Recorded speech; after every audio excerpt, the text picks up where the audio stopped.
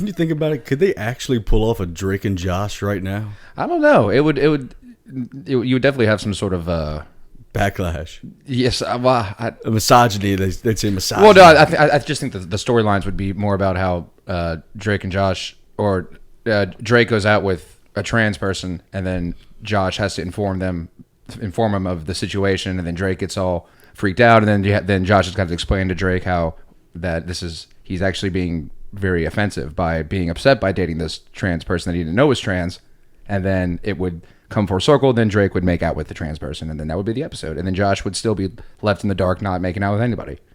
We got to get you behind the screen, man. You sit down. You sit down.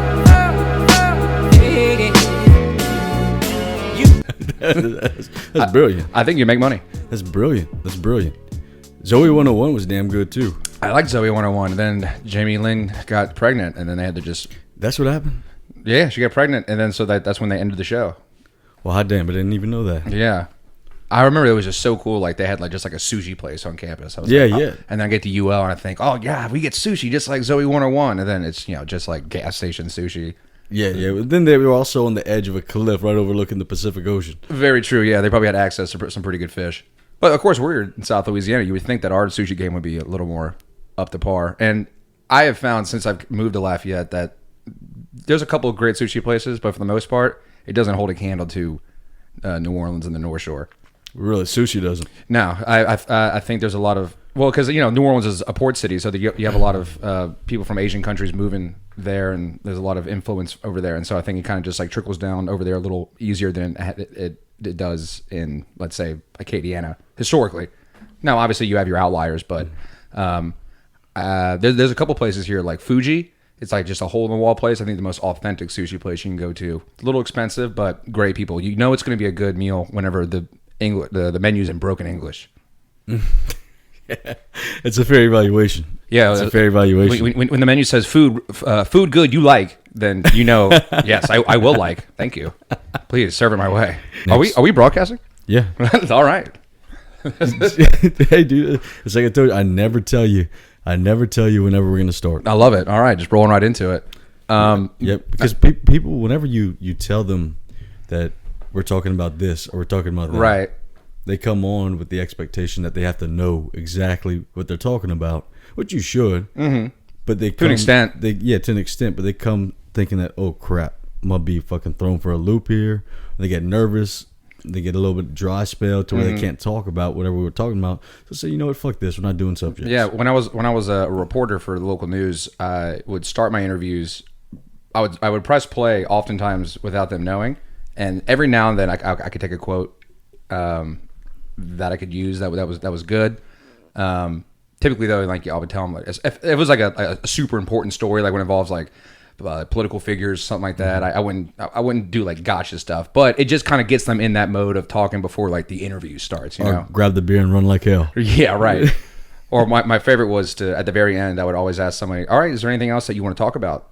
And then they'd always say, no, it's just that. And then they would just go into something a question you never thought to ask. And then you just kind of keep the camera rolling for a little bit longer after that while you're just kind of shooting the shit. And sometimes that's where the best quotes come from, instead of just these propped up things where they're kind of already expecting you to ask them. And so they have this vanilla prepared answer that it's not really engaging.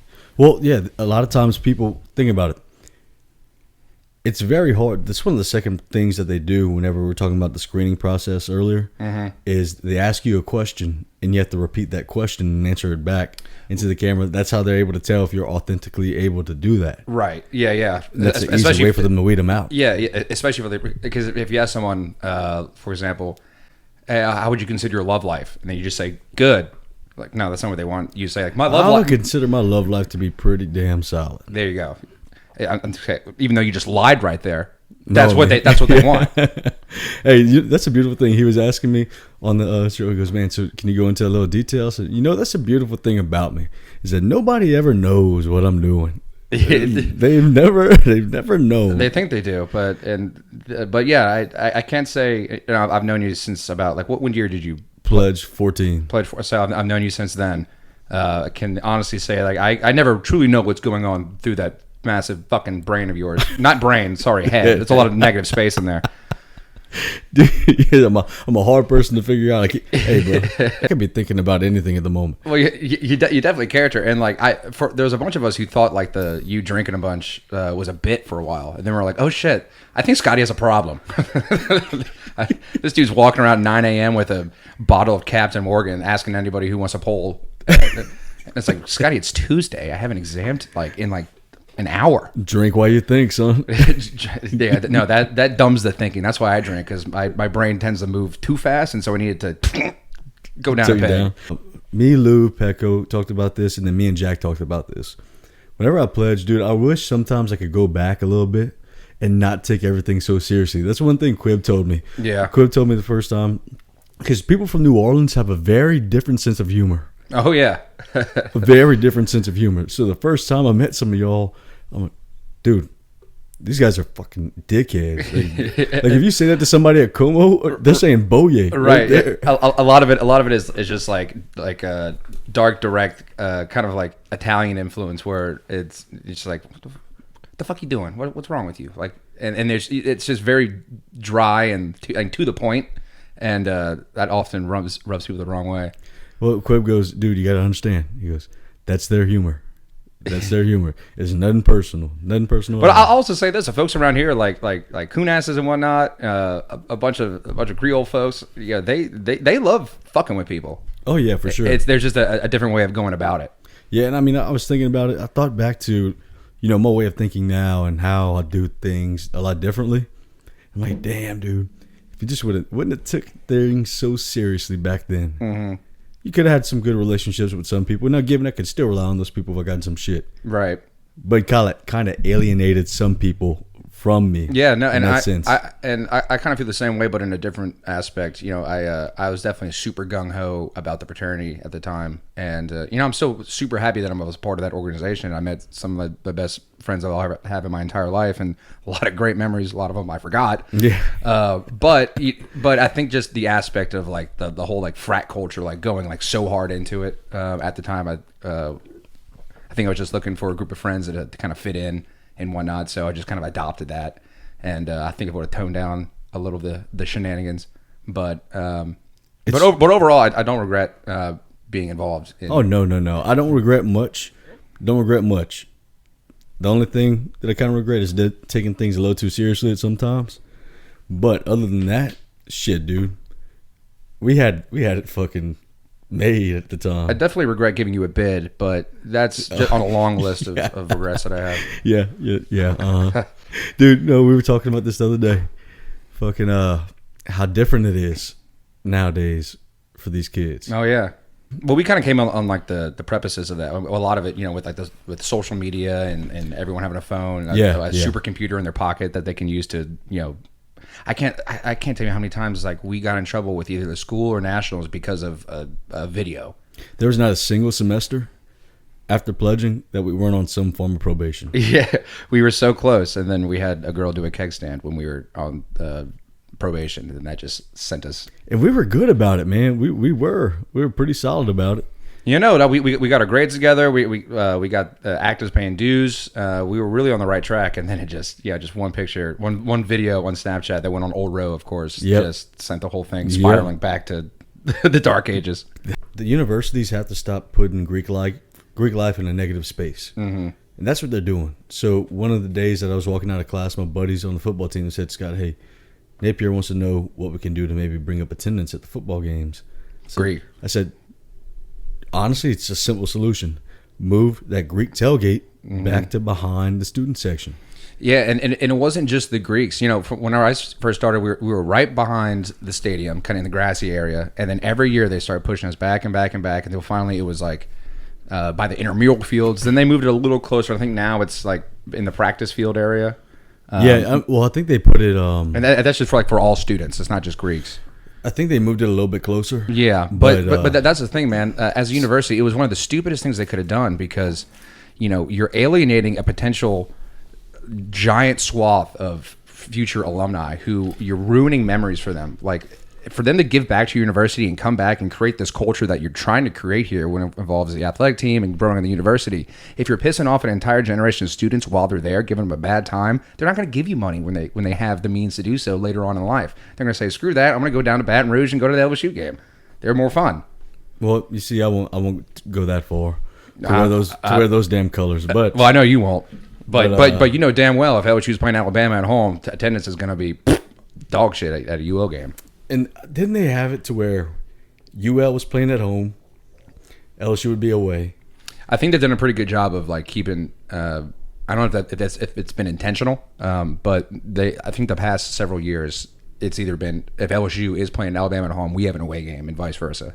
And you know it's the crazy thing? All these schools in Louisiana got pissed whenever we decided to become the University of Louisiana. Right, and it's not really even like the university still is called the University of Louisiana at Lafayette, but their athletic team, their athletic program gets to call themselves whatever they want. It's every school can do this, and so UL calls themselves Louisiana. Louisiana Raging Cajuns have been doing so for a long time, and with the second largest school in the state, probably right now at least, I would argue second most achieved athletic program currently.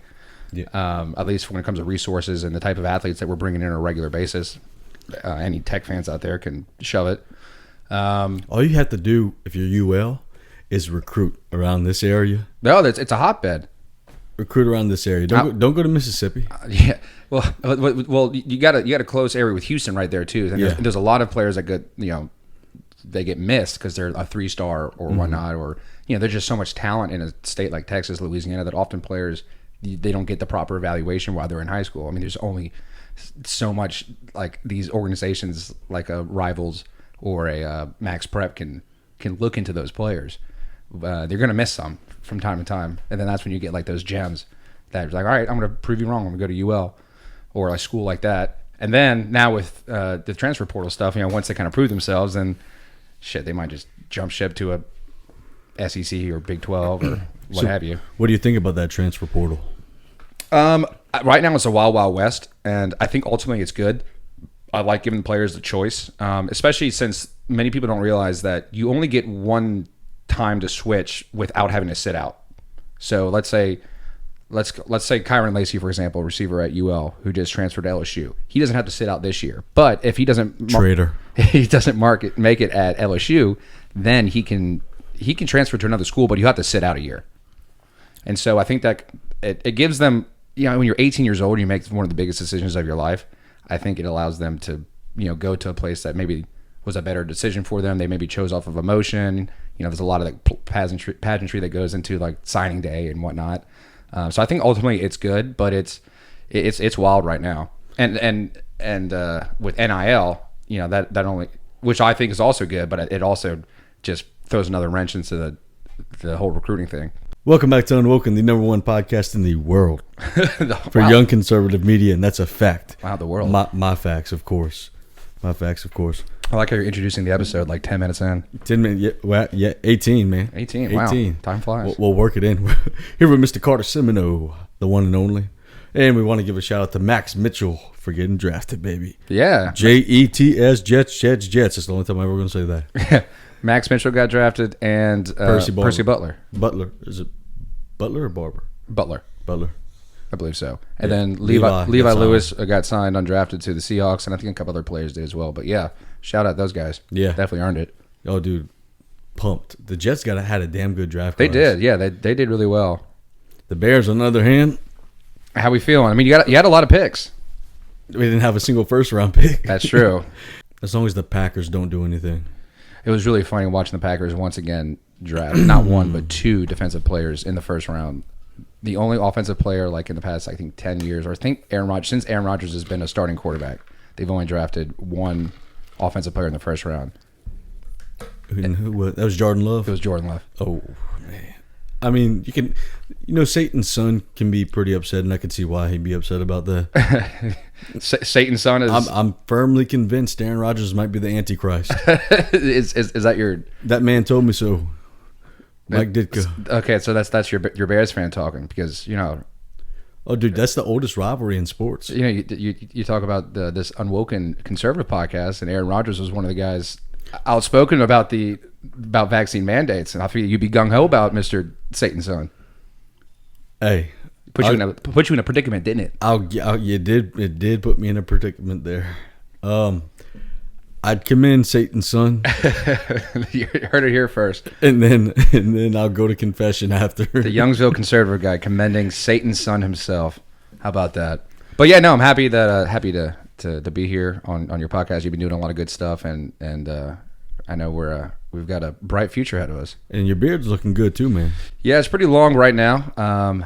I haven't put too much work into it, but I just started using like beard, not oil, but Serum? Yeah. I have 2 bottles in there, and then I have my mint kind of beard shave, my beard conditioner, man. Never thought I was going to be a beard guy until I got last place in my fantasy football league and had to grow my beard out for an entire year. You know who I owe this beard to? Brandon Domingue. How about that? Domingue. He said Works for the RCAF. that, and Brandon goes, I think you should grow out the beard. He goes, because I think if you grew it out, you could grow a pretty damn good one. And so I grew it out. I can't even remember what your ugly face looked like without a beard. Oh, it looks chiseled now, baby. Thanks to Jaws-er-size. Is that like the size. thing you put in your mouth and you just... Changing the world one bite at a time, baby. Take it to the bank. That's like the ad you see like UFC fighters use all the time to strengthen their jaw. It's kind of like that. Yeah. Yeah, but dude, it's fucking crazy. 5 months in. So if Dustin Poirier would have come up to you and just absolutely smoke you in the chin, you think you... Does he get a haymaker or is it a jab? He gets a jab. A jab? You It's not knocked knocking out? No, it's not knocking me out. Haymaker? Haymaker's knocking me out. Yeah, Haymaker's knocking me out. Just a swift kick to the jaw. Oh, kick's knocking anybody out. Dude. Yeah, right. I don't Okay. give a fuck who you are. All right, No, but at least you can... Because most people aren't coming in with a haymaker. No. A jab, you can take a jab. Yeah. Because I boxed a long time ago. And I played rugby in college. So, I mean... You probably took a Yeah, dude. You few to the face in more ways than one. I played hooker. I was the front middle guy. So they picked me up by my caissons up in the air. My job was to hook the ball back in the middle of that scrum. Rugby's so fascinating to me. I really want to get into it, but it needs more, I guess, like American broadcasting attention. It's not going to get there for at least a while. But Team USA did win the Sevens World Cup. Wow. So, I mean, that's a bunch of athletes. Sevens is... Right. They have sevens. They have 11s? 15s. Or 15s. Sevens Okay. and 15s. The 15s is an 80-minute game. Sevens is 2 7-minute halves, but it's a constant sprint. That's fun. So if you're a guy... So 15s, you typically see like the bigger guys. 15s is everybody. On your outside, you have your fast guys that play sevens. Then you have your middle guys, depends on what kind of offense you're running. Are you running an offense where you're flipping the ball out, trying to get to the outside? Or are you giving it to your big guys and just pounding it until you get down to the end? Were you ever involved in the UL Rugby Club? No, we played them. But When you were at Millsaps? no, Spring Hill. Spring Hill, one of those. Yeah. When I was at Spring Hill, we played UL. We beat LSU, which was the number one goal I had, Nice. in front of that big battleship in Alabama. Oh, yeah. Yep. I've been on that. What is it, SS Alabama? Yep, USS Alabama, right in front of that son bitch. Very nice. They were number 1 seed. We were number 2. Oh, so let me ask you about this. So I do the Southside VSN broadcast. Me and Garrett Ingram. Shout out Garrett, GW. It's like the internet broadcast of Southside football. And I remember when I was with the news when Southside was created, it took a lot of players from Como. You guys still kind of reeling from that? Yeah. I know there's a lot of people who are up in arms about Southside being created. So I've never had a losing season in anything until I got to high school. And that was just a culture shock for us. Because you had people, I'll never forget it. The first game we lost our freshman year, we were on the bus and somebody said, "Hey, Youngsville kids, how's it feel to lose?" And I'm sitting there like, dude, we're never going to win a game here if that's going to be how things are going to go. If we're going to be sour about this. And then we get to our senior year, dude, and everything's coming into play. We switch to a wing T offense 2 weeks before the season starts. Oh. You know how hard 2 it is? weeks? You know how hard it is to learn a wing T offense? I imagine it takes longer than 2 weeks. It took a long time, but whenever it works and you get it down, that shit's fucking insane to stop. We go to Acadiana, we're beating them 20-0 at halftime. Yeah, I think that's what St. Paul's ran. But we weren't the biggest I was people. there. We just weren't big. We had all the athletes in the world. Just weren't big. You know, looking down on it now, I'm kind of glad because I went to go see Rummel play in the state championship that year. Holy fuck. Yeah. They came, dude, Barb was in our district. All right, so my sophomore year, we had STM, Barb, Sulphur, Acadiana, Nish, Westgate, Karen Crow, all these people. Senior year, Barb. So a team from our district's been to the state championship for the past 13 years at this point.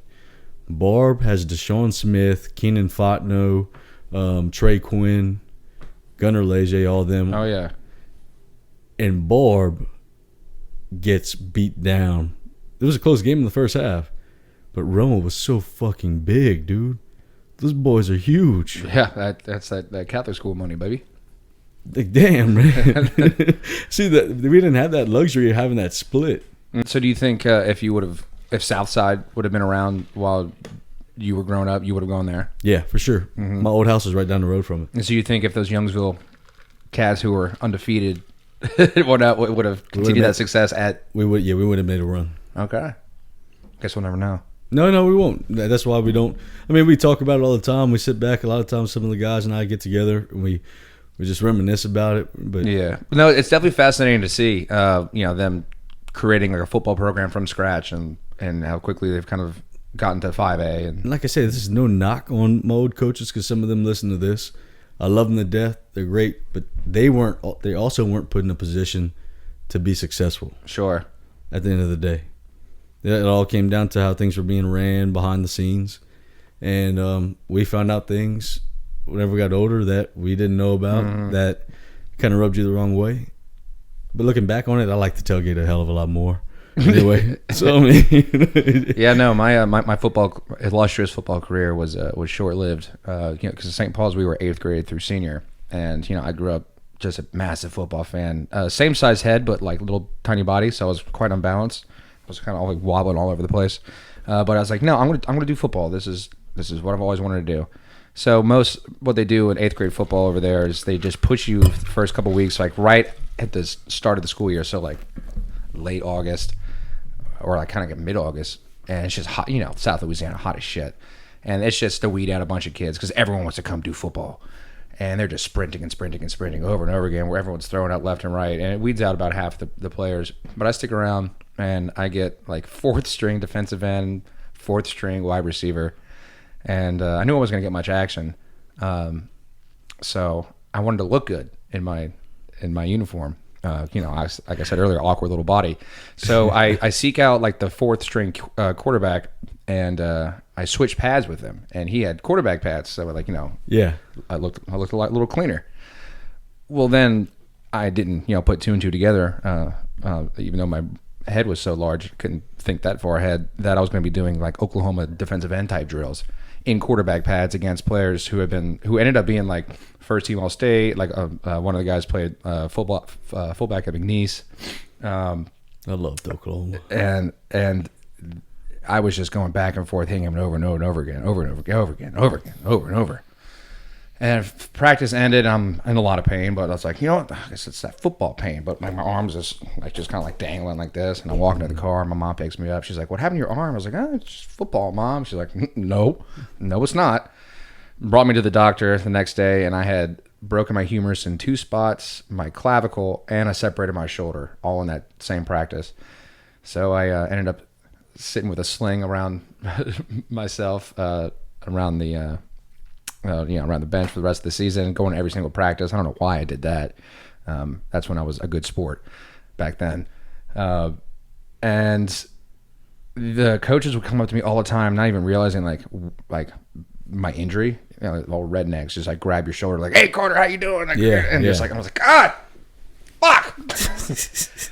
So yeah, after that, I started focusing on music and talking to microphones. Going into my freshman year, going into spring football, my parents divorced during that time, the week before we're going into spring football. Ooh, that's tough. So, dude, I get out there. Oh, you're just ready to hit people. I get out there, literally clean my own quarterback's clock. Can't do that. Hit the right guard on the side. 'Cause I didn't have a set position. If you weren't looking, or if you got him away, I hit, and the coaches would laugh in the background. And finally, one says, Davis, you can't hit your quarterback. You can't do it. I say, Coach, does he have a red jersey? He goes, actually, he does. You see it? He goes, you seen anything? Sorry, Coach, all I see is red. He goes, you seen anything other than red, son? He goes, do you need to take a moment? Oh, Coach, I'm good. So they put me on the kickoff return. And at this point, I went from weighing 150 my freshman year, took pro hormones, which also might have played a factor, gained 110 pounds in 3 months. Oh. Had a thyroid disease from taking that shit. So they put me on the kickoff return. My fat ass couldn't get up the field as fast as everybody else, all right? So what would I do? I'd look in the back. Just hang back. Those two motherfuckers that weren't looking. And I fucking clean your clock off. I'm sure you were a joy to play against. Kitchen managers at work, she was in the band, and they were talking about this the other day, actually. She goes, that's the only time in my life I've actually ever seen somebody knocked out of their shoes. I hit this cat from Bro Bridge so hard. I actually saw him still downtown about a few weeks ago. And he goes, oh, I still remember, bro. Yeah, he had a fucking juiced up bowling ball coming right. Like a big old fucking belly, too, with this fucking coming at you, man, full of Coors Light and rice and gravy. I told the people the other day, I said I had a big announcement coming up. Yeah. Which is actually a dual big announcement here between two fraternity brothers. But this time, UnWoKeN is going to have some mentorship from people who know what they're doing. Slightly. We're going off on a limb and trusting them. But would you like to explain, sir, this new endeavor? Yeah, no. So I'll kind of start with what it is, and then if give you your back. So first, let's get your background. Okay. Tell the people what you started off doing. Yeah. Where you're from and all that. Yeah. So from Covington, the North Shore, and I was LSU my entire life, and then as I'm about to go to LSU, I get a little jittery. All my friends are going there. I kind of want to do something different. Also, my girlfriend at the time was going to UL, so it was my first real girlfriend. I was like, oh, I can't just throw this away. So I went checked out UL, but I fell in love with it. I fell in love with Lafayette and been here since 2012. And I love the people here, love the culture. Started at nursing school at UL for a little bit. That didn't work.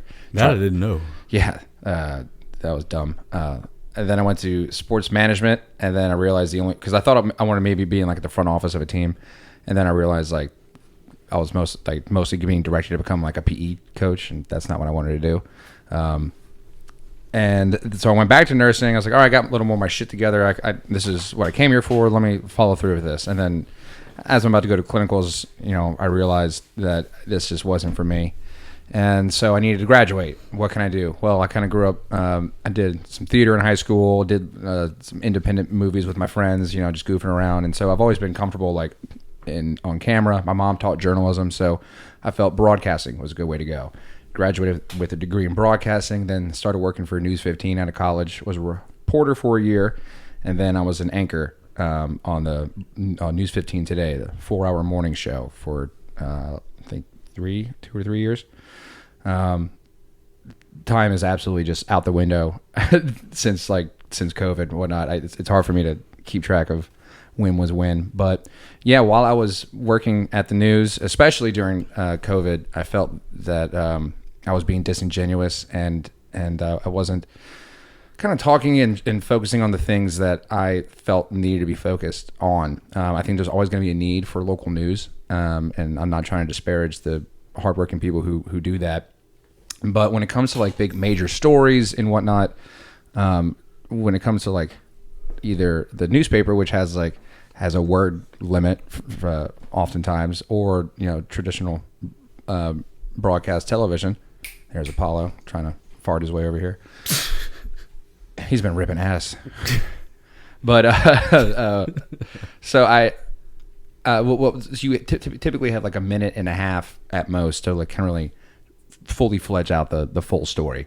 And this is kind of when the time I was really getting into podcasts. I'm a big listener of Rogan and a lot of the Barstool stuff, and then some other independent people, comedians. I love many comedians podcasts, such as I love Andrew Schultz's Flagrant 2 podcast. I love Shane and Matt Secret Podcast with Shane Gillis and Matt McClusker. Theo Vaughn, this past weekend. Kind of all those cats, like that whole kind of scene. And Tom Segura, Bert Kreischer. I loved all those guys and kind of what they were doing and the way they were talking and just having conversations. And especially Rogan, because he wasn't just focusing on the funny stuff. He was talking to doctors and scientists and authors, musicians, things like that. And I just found in a world where in social media that we have now, where everything is like at your fingertips all the time, I think, and our attention spans are so small because of that. I think that people, whether consciously or subconsciously, crave long form conversation, long form communication, and I wasn't getting that at the news. And so, and also while I was there, we were a Fox and NBC station, and so the first 2 hours we would have kind of the NBC lean of things, and this is the middle of COVID, the presidential election, the BLM stuff. And so NBC would have their lead in things, Fox would have their lead in things, and the truth was somewhere in the middle. And I felt like we weren't giving the right information to people all the time, or in order to get it, you would have to like kind of dig deeper to find it. So, if you don't mind me, yeah. Let me ask you. So, you had the Fox side of things and NBC side of things. You said. Mm-hmm. So, did you have? How do you put this? So you had to kind of cater to both network sides of what they're saying in order to match what. Well, not necessarily. So a lot of it, like and this is specifically about like national stories. Yeah. And so because like putting together a 4-hour morning show with such a short staff, because news stations, especially local ones, just don't have the resources. And the one I was at, they're new in the block, and so they have less sources than KLFY and KTC, who have been here for decades. And so we would often take the scripts from NBC and take the direct scripts from Fox that they would give us as part of being an affiliate station, and just copy and paste and put it into the news teleprompter, which it would regurgitate that out of my mouth. Mm-hmm. So I felt like I wasn't even doing like real journalism anymore. I was just like a middleman for the big corporate networks. Now, what would constitute your superior telling you, like if you had a great story, mm-hmm. that you knew would blow floodgates out of the water? Mm-hmm. Do they have somebody that you might have never seen in your life that they'd have to probably run that by and say, "Fuck no, we're not doing this"? So there was a couple scenarios where that happened. For the most part, we'd focus on local stuff, and so with that, those are pretty cut and dry. Don't have to go up the flagpole too often for things like that. But there was one story where a woman from Canada approached me about a couple of missionaries from the Lake Charles area, and I'm not going to get too much into it because I got a cease and desist letter from their lawyer when I was working on it, but who had a orphanage in Guatemala, and there was a lot of abuse being reported at this Guatemalan orphanage. And people, good intentioned people in America, they'd go out to these non-denominational churches and whatnot and collect money on behalf of them, and then it's becoming more of just like a jail for these kids, which it started off good because they're getting them off the terrible streets of Guatemala and getting them at least a home, but oftentimes they're facing sexual abuse, mental abuse, physical abuse, and so this woman who adopted a child from over there approached me through a mutual friend of ours, I started pushing that and trying to get that story out. And then after the cease and desist letter came to us, because I approached their lawyers and asked them about it, and then we ran a promo, and that's when they came back at us, not realizing that it was bigger than what they were actually anticipating and whatnot. And so we never actually even ran the story. That went all the way up to corporate, and kind of got shoved under the rug. And if when you have like breaking news every single day, especially like during 2020, when everything was COVID, or Trump, typically it can get lost, and you just kind of get jaded. And they would always give us these consultants who would come in and kind of tell us like what we're doing, what we're not doing correctly. And they did this for a couple of years before even like doing an ounce of like research into the market that we live in. I've always been of the belief that the Acadiana market, South Louisiana market, is a bunch of people here who work as a means to an end. Sure, there's people who, they're driven, career driven, and But I think at the end of the day, most people, they work so they can spend time with their family, their friends, celebrate, have a good time, kick back. And all that's just doom and gloom all of the time, every single morning, right when you wake up, it was weighing on me, but I knew it was just turning off audiences and whatnot. And I felt there was a better way to communicate things that go on in our community. In what way was that? Podcast. So after I left, I did a story about the Blue Monday mission, which is an initiative by a nonprofit called Love of People. They do a lot of great work in Lafayette and the surrounding area. The Blue Monday mission raises money for the aging musician population. So a lot of these old Zydeco and Cajun cats went on the road at a very early age without knowing a damn thing about money or saving or anything like that. And so now that they're kind of older and it's harder for them to, continuously go out and get shows, they don't have this savings, this back end, because they didn't treat what they were doing as a business. And so what Blue Monday Mission does is help bring awareness to that, bring money into them to offset their medical costs, help them pay for simple day-to-day things like toilet paper, toothpaste, and stuff like that. And so I did a story about this concert series, the Blue Monday Mission, and the guy who runs it, his name is John Williams, and he invited me and a couple other people at the news station for promoting it and doing the story. And while I was there, my boss was like maybe 10 feet away. He comes up to me and was like, "Man, I was going to approach you about this later, but your story made me cry. I felt it was awesome, and I want you to come work for me." And I was like, "Yeah, let's go. You could not find me at a better time. I'm ready to do this." So I have been working for this nonprofit for almost a year, and had to give up some stuff in my life, personal goals and some relationships, and that was tough. But I knew ultimately after talking with John, leading up to me actually accepting this nonprofit job as their creative director, which is making like social media posts, doing videos and whatnot, helping kind of tell the story of what they all do. I told him about how I want to create a podcast network for Acadiana called AcadianaCasts, and he loved the idea. Multiple different shows depending on whatever you like. If you like sports, I want to have a show about that. Food, show about that. Music, politics, left or right wing, news, storytelling, cold cases. I mean, Louisiana leads the nation in unsolved murders. So and people dig like cold case type detective podcasts and whatnot. True crime. That's the word I was looking for.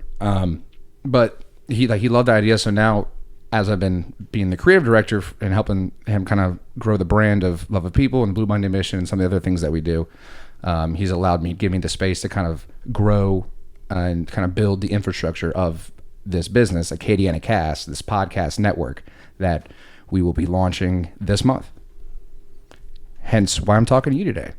In your ways of going about people who do shows and things of that nature, whenever you do a podcast, people like to, and this is one of the things I asked you from the start, is in any way, is there going to be censorship?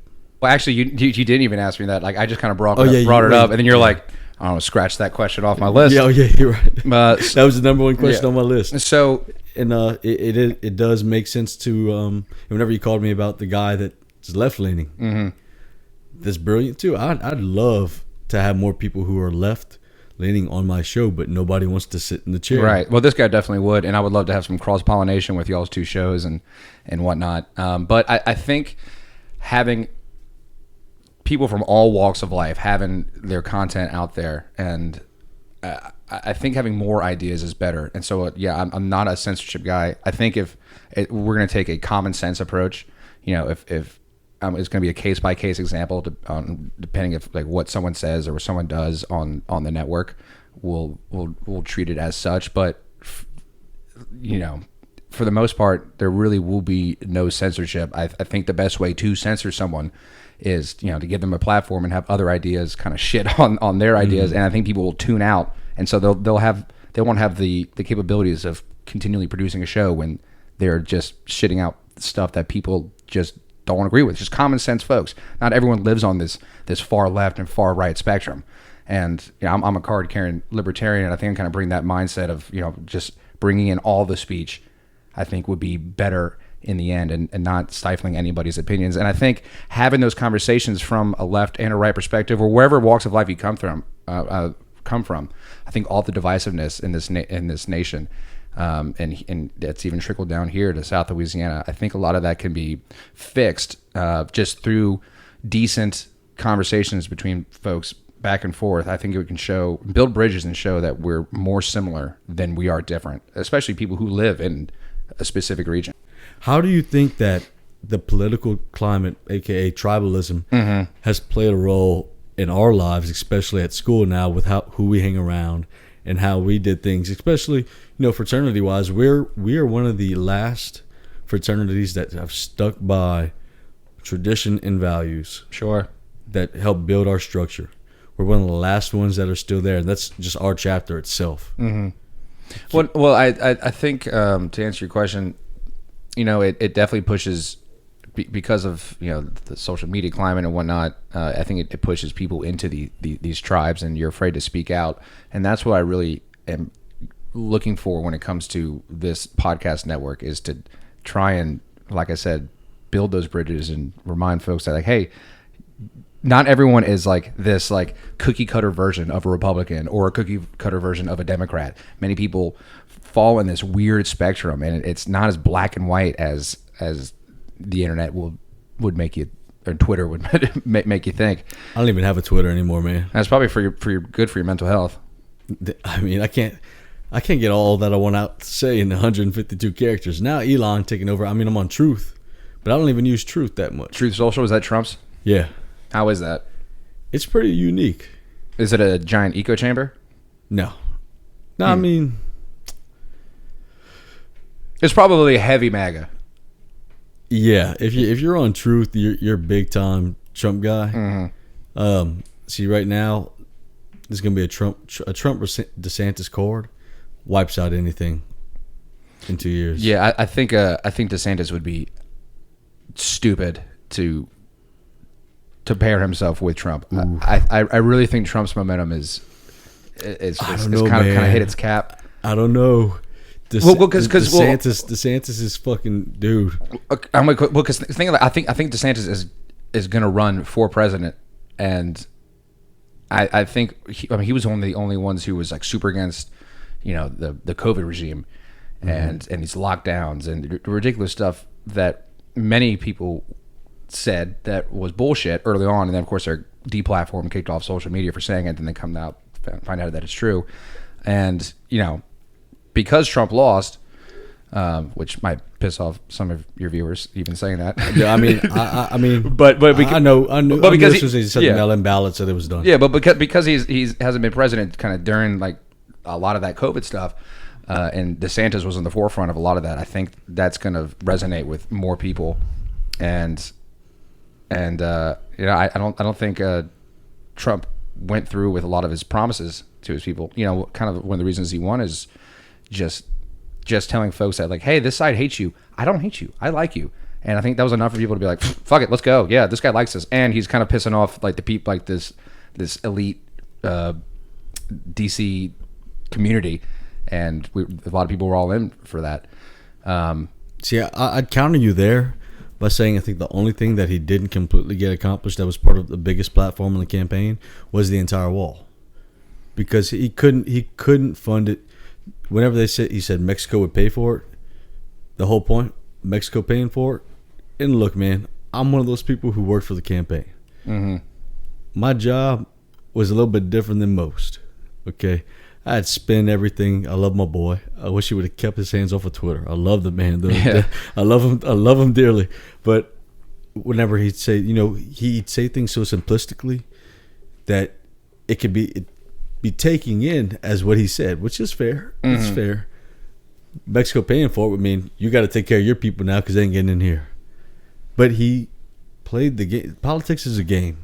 I learned that at 21 years old. I learned that what I was seeing, my social media almost getting hacked the moment my name went up on saying I did work for the Trump. My social media that has a 2-factor authentication, almost getting hacked. Is enough for me to say, okay, this is a little bit different than what I'm used to here at this point. And you learn that politics is the dirtiest fucking game in the world. House of Cards portrays it perfectly. Right, yeah. It really does. And we don't know. We don't know these things. But I'm telling you right now, it is dirtier than anything you've ever seen in your life. And the more, let's give an example. Look at insider trading, okay? Look what happened whenever a bunch of regular people got together and bought GameStop. It almost like collapsed the entire system. The SEC will never allow that shit to happen again. Why? Because the people who are in Washington aren't really running Washington. They're not. DeSantis is going to war with fucking Disney, dude. Yeah. Dude, that man has some fucking balls right now. Disney's powerful, but I think he's kind of showing that. Oh yeah, that dude. He's playing it correctly. The "Don't Say Gay" bill. I don't know if you read into a lot of that. It's being coined the "Don't Say Gay" bill. Right. There's nothing in it that says "Don't say gay." What it basically says is that you should not indoctrinate that lifestyle into children. Well, I think even more than that, the language in it could be a lot better, but I think it's more. It's obviously trying to discourage, talking about, gender dysphoria or any sort of like trans issues or like that or gay issues. Yeah. But it's I think it's all sexuality, and I think just like getting sexuality out of schools, especially at that age. Yeah, you can't do that to kids. And the audacity for a lot of people to think. I think we definitely need teachers. We need good teachers. But for a lot of these teachers coming forward and thinking that they have a better way of raising their kids than parents do, I think is asinine and absolutely fucking absurd. Parents should have all the rights to raise their children however they so please. As far at the line, of course, being like abuse and things like that. Well, let's not keep you too much on politics, but sure. All right, yeah, I don't want you to be too involved. I know you have to deal with a bunch of different people. Yeah, I wanted to kind of like potentially host like something that might be political, but I think I'd rather just like run the business and then just kind of do things that are more on the entertainment side. Like I'll be hosting a show about the Acadiana music scene called The Art of Business, which is also an initiative that Love of People, the nonprofit I work for, is also pushing, which kind of helps these upcoming artists, give them LLCs and bank accounts, and also creating like a musical highway between Lafayette, Baton Rouge, New Orleans, with all these different venues for all these artists and whatnot to come through. And so we're going to be talking about, your experience as a musician. How do you, because there's so many people, especially during COVID now, they got fucking screwed, all these musicians, because they couldn't go play at private venues or any sort of venues. A lot of places you couldn't even play outside. It was absolutely ridiculous. So they all had to like try different ways of getting money or doing these live streams, and it was a nightmare for a lot of these artists. So it's helping them put power more back in their own hands when it comes to their music. And there's so many different avenues for them to, with the beauty of like social media and the internet, getting their stuff out there in different types of ways. So we're going to be talking about things like that. I'm also going to be having a podcast called Name, Image, and Likeness, which kind of explores the NIL landscape here in Acadiana, from interviewing high school seniors who are about to go into that world, current college athletes who are currently in it, former college athletes before NIL, like what they would have done if they had that type of money, life lessons and whatnot. Yeah, can you explain to the people what NIL is? Name, image, and likeness. It allows college athletes to make money off of their name, their image, and their likeness. Now, let me ask you this. Are you in agreement with them being able to do that? Yeah, absolutely. I really am. And you know what? It took me learning my freshman year of playing actual varsity sport at a school. Mm-hmm.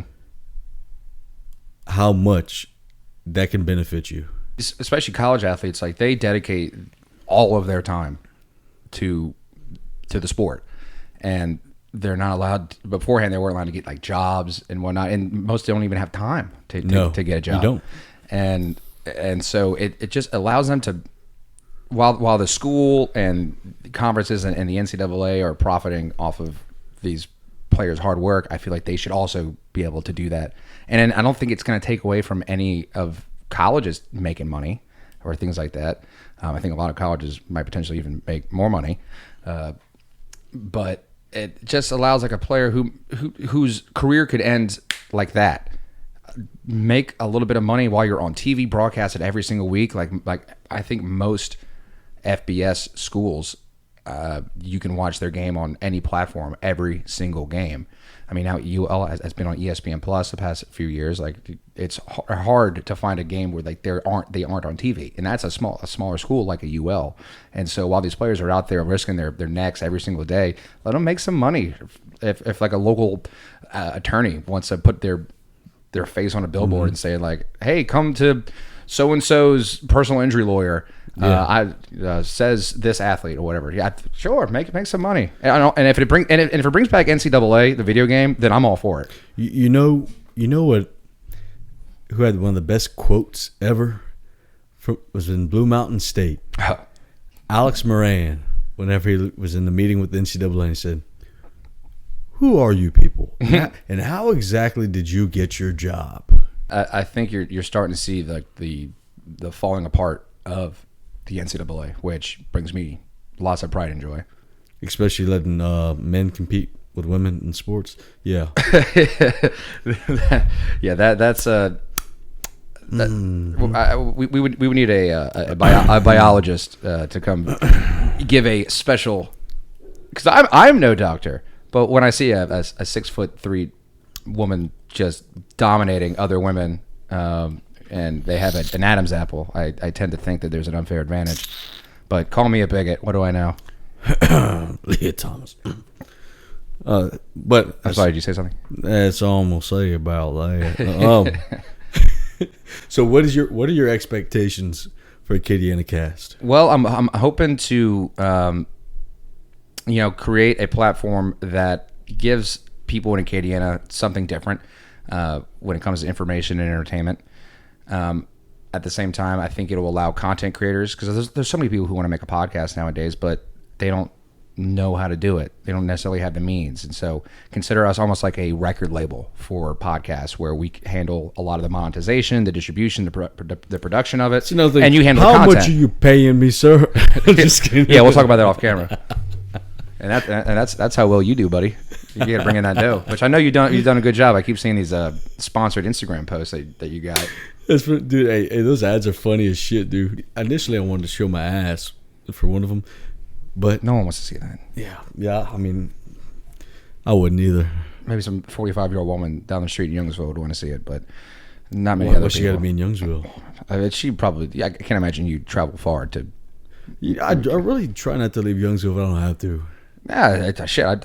I wouldn't. It's a good place to live, and you guys got everything here now. There's not much you're missing except for Festival International and a couple other music venues down. I think Youngsville could do. We got Sugar Jam.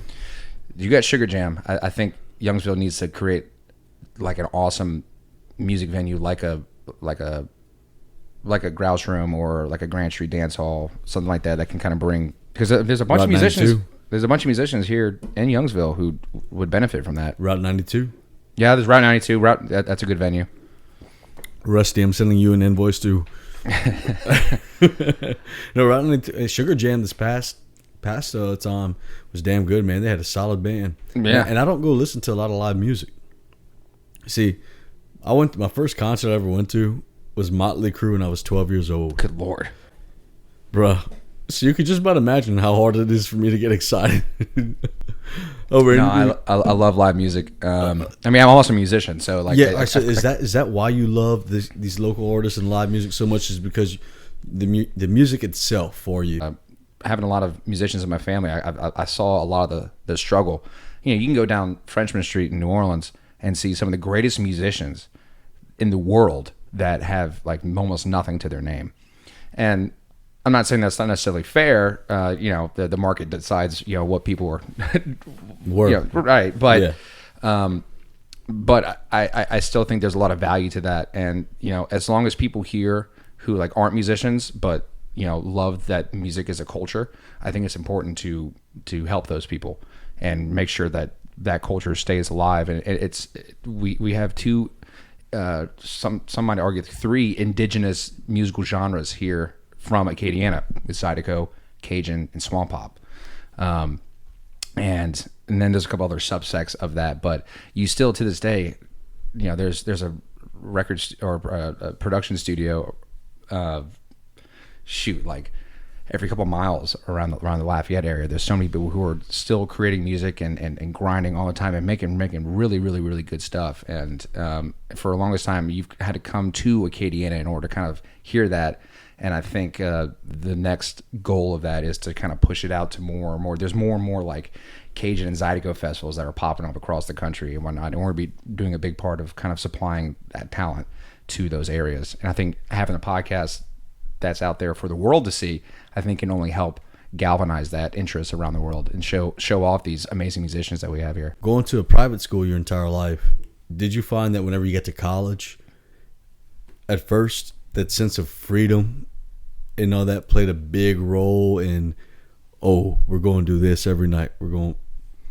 Was it, in other words, being that you had to watch almost everything you did going to the school that you went to, whenever you got to college and you finally were able to let loose, did you feel like you could take it to a whole new level? Well, I thought the more of the stuff that I was kind of watching when I was doing, that had more to do with my parents and upbringing and less than the school. Because even though we were a Catholic school, an all-guys school, like you're still around 900 pubescent males who are going through it mentally and physically and whatnot, and a lot of us could be quite wild. And St. Paul's kind of has a history of it used to be a boarding school, and so it used to be pretty rough. They'd have boarders coming from the southern border, from all over the country. My grandpa was actually kicked out of Jesuit, and they said you could either go to St. Stanislaus in Mississippi or St. Paul's, and he chose St. Paul's, and then I ended up being the third Seminole to graduate from there within my family, or I guess fourth, counting my uncle, but 3 generations. But back then, like the brothers would, they would kick your ass and they would really whip you into shape, and kind of developed the mantra. It was a great place to grow up, and so they gave us some freedom when it came to that. But to answer your question, there was, when I came to college, there definitely was that like adjustment of like, I can do whatever I want now. Yeah. But I thank my parents for kind of showing me a lot of the world and how the world works, and I was sheltered to an extent, but not that much in the grand scheme of things, because they were never afraid to show me other cultures and other ways of thinking and whatnot, and challenging my thought process, not indoctrinating me in like how they believed. Obviously, they wanted to raise me in the Catholic Church, and they're both conservatives. I think they kind of fall more into libertarian now, but I think they gave me a lot of good, valuable ways to live, as did St. Paul's, that I kind of was able to circumvent that new world. I think the most thing I was really worried about when I got to college was like picking out my clothes every day. I wore a uniform for 14 years. Dude, that was the first thing, my first day of college at Spring Hill. I said, fuck this, I've worn a uniform my entire life. And I legitimately thought college was like Blue Mountain State. Yeah. So you tried to live in that way for a few years too. I did. And the first day I walk out, I put on my Crocs, which now everybody wears, and I will not fucking touch those ugly ass shoes. There was a period of time where the Crocs were big whenever they first came out, and then there was this period where like if you wore them, then you're a sociopath. And then now I see more and more Crocs all the time. People are just like, I won't touch those fucking things. And I'm sitting there, I said, all right, you know what? I'm going to put on my shorts, put on my shirt, not a baggy shirt, but a comfortable shirt, put my hair up in the headband, and I have my neck koozie. And I put my beer in there. So around 8 o'clock in the morning, I'm walking out of my dorm. It was nice. We had all the athletes in the pods, man. And I'd walk out. I had an RA's room, luckily, because the RA for us was on the girls' side. So you get the big room. Yeah, so at the big room. So I walk out with my beer, and everybody's looking at me. They're all dressed up nicely. And all these kids that I'm going to school with, for the majority, about 80% of them went to private schools. Either all boy, all girl. The ones from New Orleans. We had a lot of people from New Orleans. And then you had the ones from Missouri and Chicago and all that. Well, everybody's looking at me and say, hey, how you doing? And I finally get to my class. There's one seat available left in this classroom. I said, yo, the Econ. And I said, cool. Finished the beer, dropped it in there. My buddy, who's one of my good friends now, He goes, "Hey man, you doing marathon Monday?" I said, "Yeah." He goes, "Don't start without me next time. It's hotter than 3 lesbians in the cucumber patch outside." And I said, "Well, hot damn it, that ain't the best fucking thing I've ever heard in my life." Well, dude, Ew. dude, I noticed. I always wonder that because growing up the way we did, our parents, grades were big. Fighting at school, no. Tell them to come to the house. They could bring their mama too. Mm-hmm. All that stuff. The one thing I am grateful about going to a public school is that I was exposed to things. We'd lie to our parents about doing a lot of shit. Sure. And y'all had no choice, really. New Orleans, around. Well, how far is Covington from New Orleans? We're across the lake, so like there's a nice barrier. Yeah. But I mean. But there's a lot of like New Orleans, like most of the people that I grew up with, like they had a parent who was from New Orleans. Yeah. So a lot of that culture is still permeated. Yeah, There's a lot of people who just wanted to get out of New Orleans and get to the North Shore. And that's fair because a lot of times whenever I ask people about that question, they're like, well, a lot of times where we were at, the public schools around us, we really didn't have much of a choice in a sense to go to this school because it would set us up better for the future, which is great. Because let me tell you something: if I ever decide to have kids, knock on wood, not anytime soon, they're going to a private school. I mean, they simply are. I'm not putting them in the public school anymore. Not based on everything that we see nowadays. Yeah, I don't want the government teaching my kids. No. Either private school or I used to think it was a crazy notion, but I'm also nowhere near having kids. But I've kind of started coming more in the line of homeschooling. Because there's a lot of these like communities who homeschool where it's not just like a parent at home just teaching the kids. Like they have like these groups and whatnot. I think my godfather actually, all of his kids are homeschooled on the North Shore, and he's like the headmaster for like a group of different families and whatnot. See, I couldn't do that because one, I'd want to have all sons, but I'd want them to be around women in a sense to be like, all right, bro. My kid's going to be good looking. You're a stud. You trying to pimp your son out? My son's going to be a stud. You hear me? I got it all planned out. 4. You're going to have 4 kids. Rocky Balboa Davis. Jeez. Apollo Creed Davis. So you're going to name your kid after your dog? Clubber Lang Davis. And maybe, I was going to say Ivan Drago, but that's just too That's too, Damn, you're going to name after a Russian? No, that's too, man.